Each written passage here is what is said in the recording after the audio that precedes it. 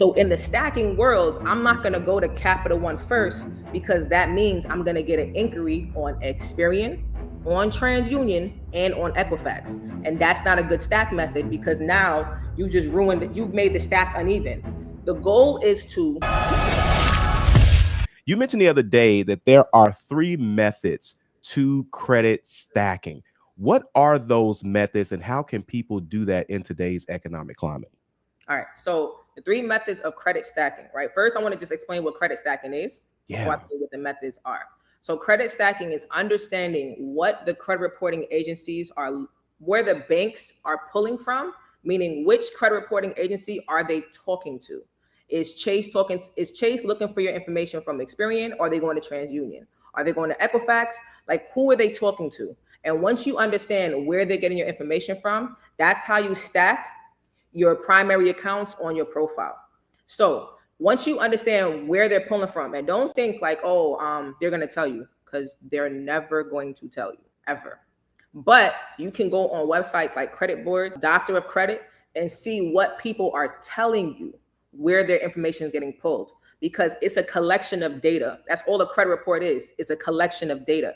So once you understand, like, okay, I go to Credit Boards and I'm looking, and it says, well, in New York or in the Tri-City area or on the East Coast, Chase is primarily pulling from Experian. You have one data point. So that means that if your Experian profile is good, that means I can go to Chase and I can get an approval because I know they're pulling from Experian.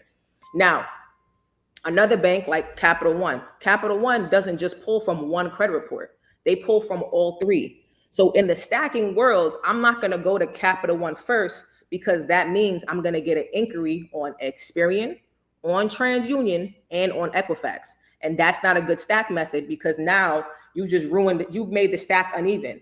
The goal is to get 3 banks for every 1 inquiry. Meaning, if I got 1 inquiry on Experian, that's 1 institution by itself. If I got 1 inquiry on TransUnion, that's a separate institution. If I got 1 inquiry on Equifax, that's another separate institution. So now we had 3 banks, but across the board, it's only showing as 1 inquiry. And that is how you stack properly, by understanding where they're getting their info. Who's gossiping on you? That's what you got. That's what you got to Right. find out. Like, where they getting information from. And once you know where they're getting information from, now you can stack. So if you're going to those websites, I just gave you guys again, Credit Board, Dr. Credit, that's where you're collecting a lot of the information. Equifax, they can't lie and say, yeah, nah, we don't really look there. Yeah. We can read. Right. Right there in plain English. It's just understanding how to dissect that. So when it comes to credit stacking, that's what you got to do. You really got to data dive. Yeah. You really got a data dive. I like how you mentioned that because I think a lot of times people just go with, they'll see it on their credit report. So they don't really, go deeper than that. They don't ask the questions. They don't do the research.